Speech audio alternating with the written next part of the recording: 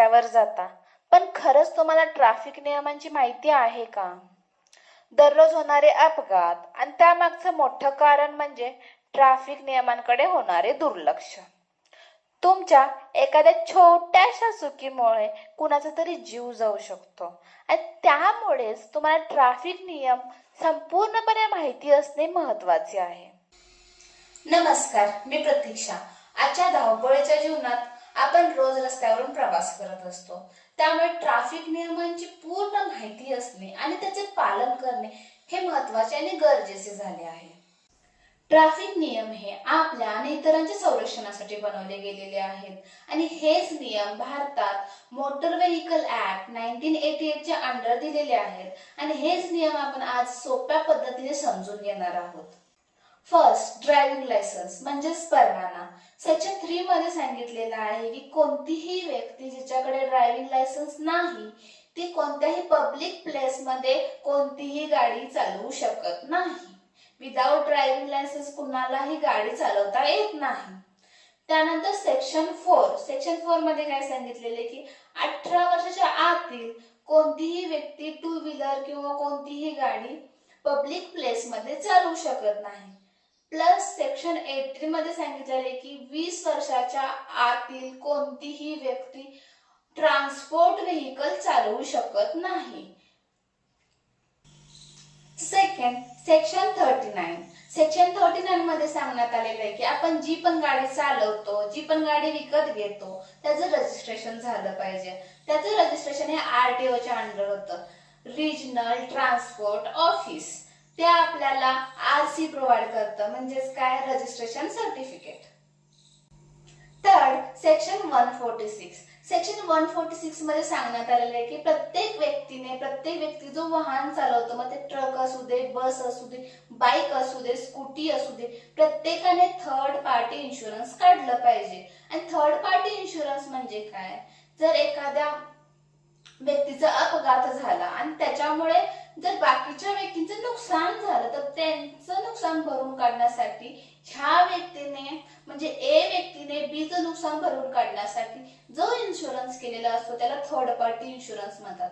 आणि जर त्याचं स्वतःच नुकसान झालं तर ते भरून काढण्यासाठी त्याला वेगळा इन्शुरन्स करावा लागतो. आणि जर त्याने कोणताही इन्शुरन्स केला नाही, थर्ड पार्टी इन्शुरन्स केला नाही, त्याला सेक्शन 196 अंडर दंड भरावा लागतो.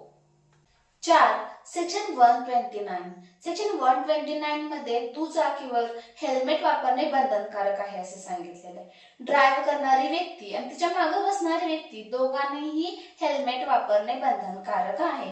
जर ड्राईव्ह करणाऱ्या व्यक्तीने हेल्मेट नाही वापरलं तर तिचं लायसन्स डिस्क्वालिफाय होऊ शकतं आणि दोघांनी हेल्मेट नाही वापरलं तर त्यांना दंड भरावा लागेल. प्लस आपण सीट बेल्ट बद्दल जाणून घेऊया. सीट बेल्ट साठी वेगळा सेक्शन या ऍक्ट मध्ये दिलेला नाहीये, पण सेंट्रल मोटर व्हेइकल ऍक्ट मध्ये सेक्शन 138 सबसेक्शन 3 मध्ये सीट बेल्ट वापरणे बंधनकारक आहे हे सांगण्यात आलेलं आहे. 5. सेक्शन 119 ट्रॅफिक रूल्स आणि साइन. प्रत्येक व्यक्तीने ट्रॅफिक रूल्स आणि साइन्स पाळले पाहिजेत, जसे की थांबण्यासाठी दिलेली साइन, त्यानंतर लेन नियम, त्यानंतर स्टॉप लाईन, या सर्वांबद्दल माहिती असणे गरजेचे आहे. प्लस त्यामध्ये रेड लाईट म्हणजे काय, पूर्णपणे थांबणे, त्यानंतर येलो लाईट म्हणजे काय, थांबण्यासाठी तयार राहणे, आणि ग्रीन लाईट म्हणजे की जाण्याची परवानगी. ह्या सर्व गोष्टी माहिती असणे गरजेचे आहे. 6. स्पीड लिमिट बद्दल सांगण्यात आलेले आहे. सेक्शन 112 मध्ये सरकारने सांगितलेले की कोणतेही वाहन दिलेल्या स्पीड लिमिटच्या बाहेर चालवता येणार नाही. दिलेल्या स्पीड लिमिटच्या अंडरच प्रत्येक वाहन चालवले गेले पाहिजे. 7. Drunk and drive. सेक्शन 185 मध्ये सांगितलेले आहे की एखादी व्यक्ती जर दारू पिऊन किंवा ड्रग्स घेऊन गाडी चालवत असेल तर तो गुन्हा समजला जाईल.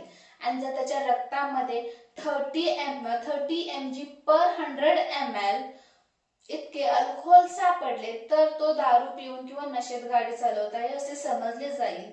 आणि ज्याचा पहिला ऑफेन्स आहे त्याच्यासाठी 6 महिने इम्प्रिझनमेंट प्लस 2000 रुपये दंड अशी शिक्षा आहे.